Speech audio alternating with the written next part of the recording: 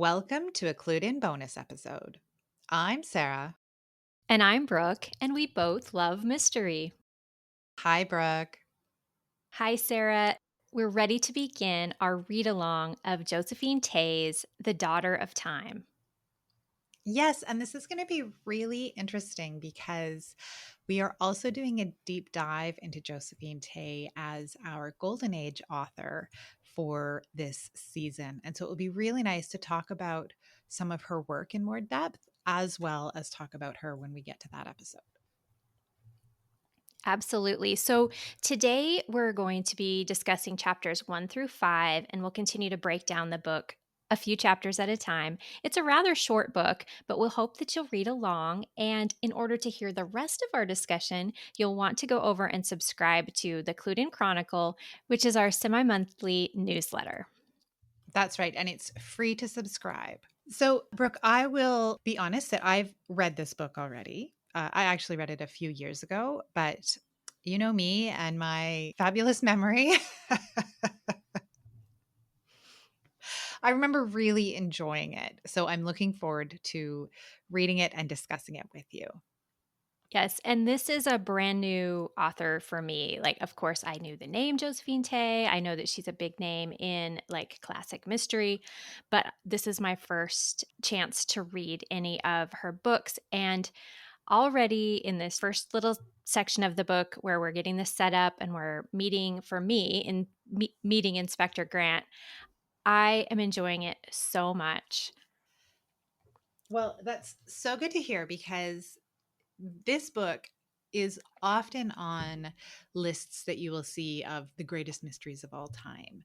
And in fact, the copy that I have on the front cover, it says one of the best mysteries of all time, the New York Times. So, obviously the New York Times at some point published that list of what they have described as the best mysteries of all time, and this book was on it. And I guess we can talk about after we've read the whole book whether we agree with that placement. um but this is a bit of a departure for her detective because he's actually in bed, isn't he? He's recovering from an accident, and we meet him not at the police station but in the hospital. Yes, and I loved this part of the opening when we meet him. After Grant is laid up, he's recuperating after getting injured in having a foot chase with a criminal. And then comes in Marta Hallard, who I'm assuming is going to kind of be the love interest. And they have this really great witty banter. And all I kept thinking about in this scene was how similar it was to what we get in Rear Window when Jimmy Stewart's character, he's laid up. He's not the kind of guy to typically just lay around. He wants to be out and about. And in comes the ingenue, and she kind of like helps. In this situation, she helps him get over his boredom by providing him with some entertainment. That's right. She gives him a selection of portraits or copies of portraits, and suggests that he choose one to investigate.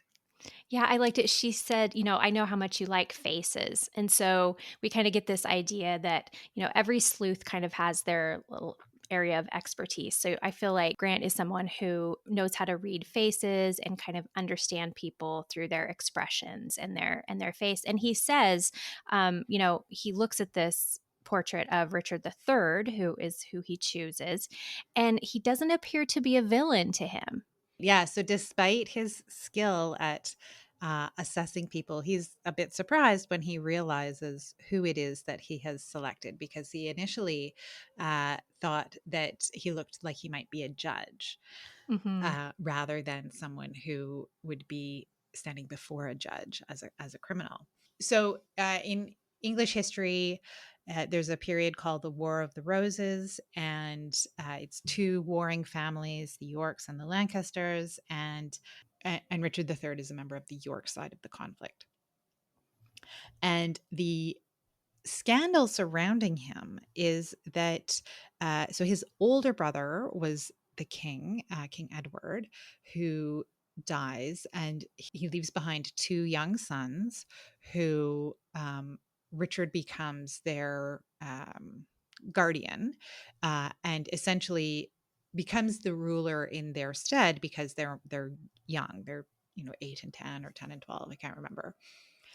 Uh, but during his watch, the boys disappear, and there's a lot of question to this day surrounding what happened to them.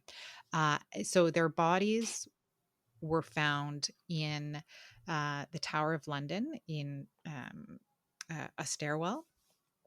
Uh, and I actually don't remember when their bodies were found. I don't remember if they were found why, like if their remains were found while Richard was ruling England, or whether that happened uh, afterwards. But there was lots of speculation that he was involved in their disappearance. That's right. And when you mentioned the War of the Roses, I have to say this is a moment where there's a lot of humor in Grant's character, but just also just I think in Tay's writing, and they remark how the War of the Roses was almost like a private party and all rather like following rival football teams.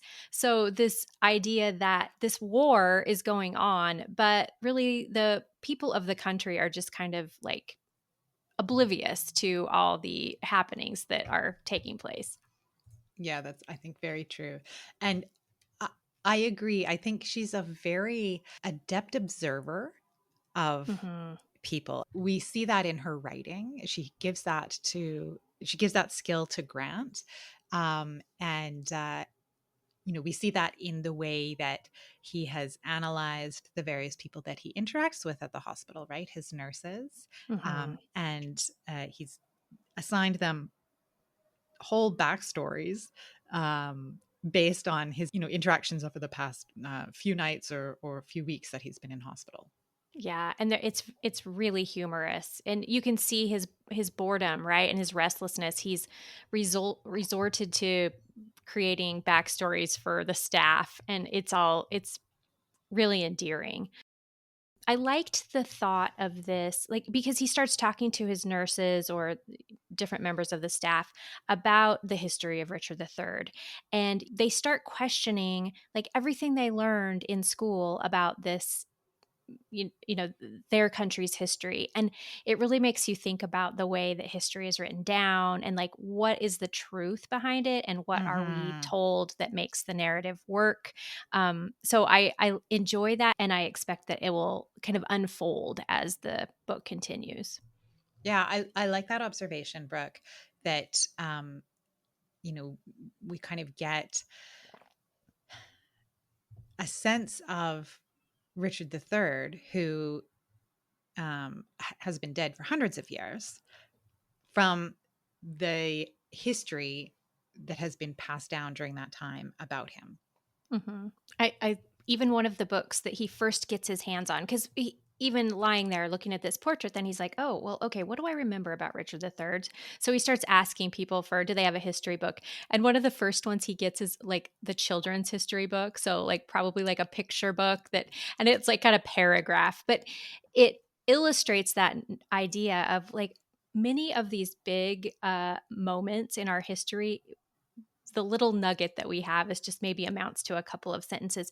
And yet we believe it with our whole heart. Like, well, this is exactly Hmm. what happened. And of course, he's going to determine, I think, that that's not the case in this situation.